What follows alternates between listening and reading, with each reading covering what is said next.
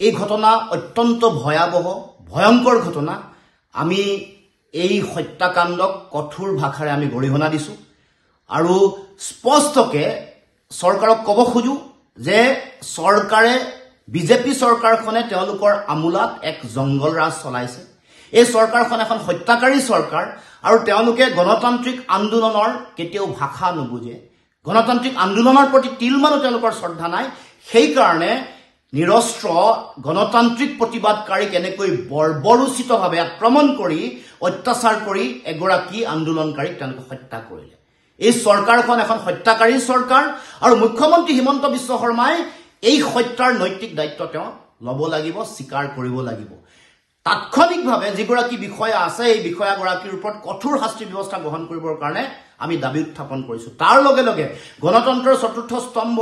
সংবাদকৰ্মীসকলক সংবাদদাতাসকলৰ ওপৰতো বিভিন্ন ধৰণে অত্যাচাৰ কৰা হৈছে গতিকে চৰকাৰখন একেলগে গণতান্ত্ৰিক আন্দোলনৰ ভাষা নুবুজা গণতন্ত্ৰৰ চতুৰ্থ স্তম্ভ যিসকল সাংবাদিক আছে সেই সকলকো অত্যাচাৰ কৰা যে এখন চৰকাৰ সেই কথা পুনৰ প্ৰমাণ হৈছে গতিকে মুখ্যমন্ত্ৰীক মই পুনৰ কৈছো যে এই হত্যাৰ নৈতিক দায়িত্ব মুখ্যমন্ত্ৰীয়ে স্বীকাৰ কৰিব লাগিব আৰু যিসকল তদন্তকাৰী যিসকল